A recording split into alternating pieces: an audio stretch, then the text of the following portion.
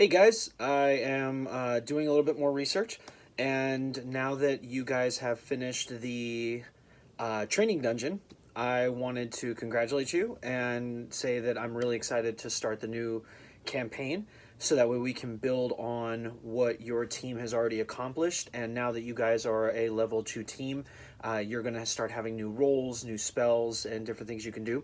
So I've been doing a lot of research on.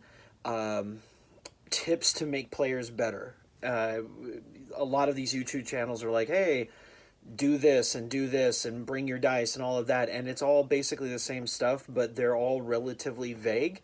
And they're like, hey, just be a better person. And what I wanted to do was outline a couple of things that I've been thinking through. And one of the more important things is that I've seen in real gameplay as I've been watching videos and doing a little bit of research that I think would really help you as a team to be more cohesive, play better, and have more fun with the game. So the whole point is obviously have fun playing the game, but a lot of that is you being a better player. So I've got a couple of tips really quick. Want to go through it, but like I said, you guys are doing great.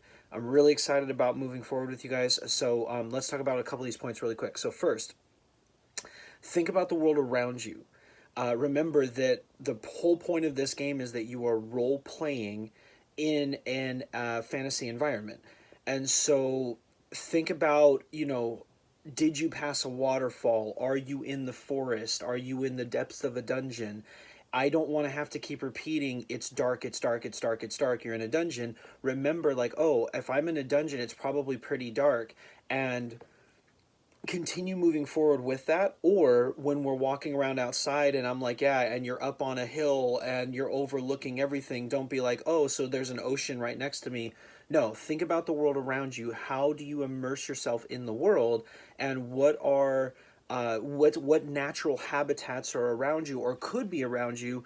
So it's not uncommon to be like, hey, you guys are traveling along a stone path, and you're like, oh, so then is there an abandoned shack off to the side? Yes, but to say, oh, there's a 50-foot cliff that goes up to an ogre's tomb or whatever, probably not. But as we're moving through it, just think about those kinds of things and think about what the world would look like as you're around it. Put on your little VR imaginary goggles and kind of step back and say, okay, if I'm in a tomb, what would I expect to see? Or if there's a detail that I have specifically said, like you hear dripping in the distance, it's safe to assume that there's probably some sort of weird water source or something like that, so you can go through. So that brings me to the next point. Think about the past, the present, and the future. One of the really cool things about it is that the point of playing a larger ongoing campaign is that we introduced non-player characters or NPCs that will help you along. And so when you first arrive at that first tavern or inn or bar or whatever, and you meet Fangor, the gatekeeper, and he gives you some information. Later on, you can be in a place where you guys are arriving back into town. You're like, hey, do I see Fangor? Can I converse with him and bring that dialogue? So think about what's already happened in the past, think about what's happening right now, and think about the future, not only in the gameplay, but also with the rest of your team. Because remember, the whole point is to play as a team. So did John's ogre pet break down a door for you one time, and now you're standing in a door going, I don't know how to get through, and John's pet ogre can break down doors? Invite that in and say, hey, it happened once before, is there a way to make it happen again? And remember, asking about things like that is up to the dungeon master to say whether that's possible or not. If it's not possible, it's not possible, but it never hurts to ask, because maybe it is. So think about the past, what's going on currently, and then what may happen in the future and how that might affect the team.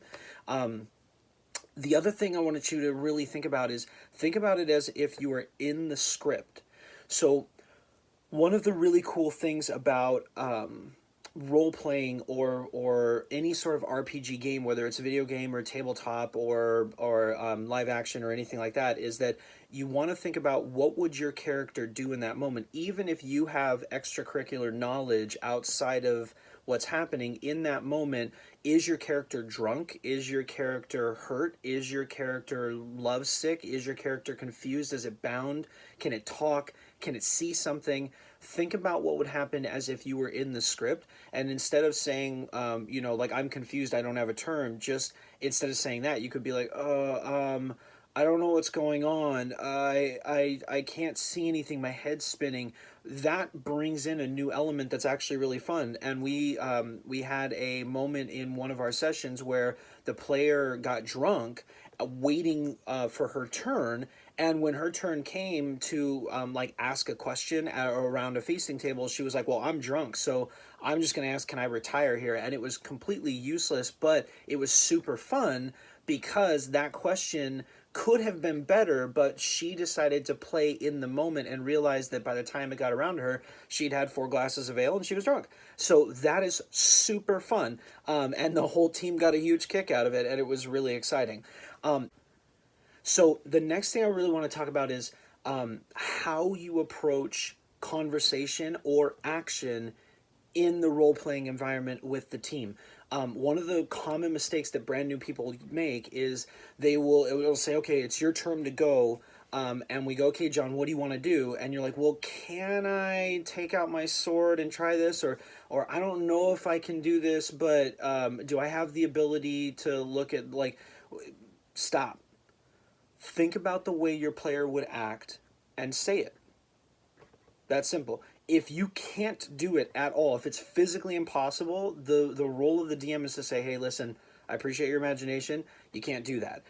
Or maybe offer a suggestion and say, hey, it's impossible to scale a 100-foot wall, but you have a grappling hook, and you have the ability of levitation or something like that we can go. So another way to twist it is, instead of saying can I or I don't know if I can, say something like the DM will say, like, you walk into a room and strewn about the room is a whole bunch of clutter. It looks like there may have been a struggle. What do you want to do? And your response might be, do I see any windows that have been broken out? Or do I see any tables or chairs that have been turned over? Or one of the other one is, you might say, I want to scour the room on my hands and knees to see if there's any like hastily scrawled note. Did somebody leave a clue behind? Or you might have one that says, hey, I feel like there might be an invisible door or a hidden entrance or something. Do I see any levers, or maybe like a bookcase that is out of place? Seeing things like that, it immerses you into the story more and lets me know specifically where your mind is at. And if you ever are at a loss for what to say or do, think in 3 steps. 1, can I is not the way. So what you can say is, do I? Do I have the ability to do this? Do I have the ability to see something? The second thing you could do is say, I want to. I want to move forward and look. Or the third thing is you can say, I know, before we walked in here, I know that our team was working with this clue, so how do I incorporate that clue? So do I, can I see it? Is there something that is there that I want to narrate forward, right? Instead of, I don't know if I have the ability to do this, say, yeah, do I see any windows? I want to move forward. I want to ask for help. Something like that. Or just look over at your player and say, I don't know what to do here. Do you guys see anything? And let the players, you guys feed off of each other. And then the one thing I want to say to that is, think immersively the actions that your player would make. Do you have an axe? One guy was talking and he was like, I have a bow and arrow, and I think there's somebody behind that wooden door, and I have a longbow and I'm standing only 4 feet from it, so I should have enough power to push through. So I'm going to go ahead and shoot the arrow right through the door. That's fantastic. Think about things like that. Another player was like, well, I have the ability to fly and I have a rope. I'm going to fly up to this situation and see if I can secure this item with the rope so I don't do damage. And then the final thing is incorporate the skills of your team. Ask your team member, hey man, do you have the ability to do this? Because I think I need help. Or, hey, I know it's my turn. I'm going to go ahead and give my turn to this person because they have this spell or this potion or this ability to do something. So think about that. Really excited to keep going. And I will see you at the table.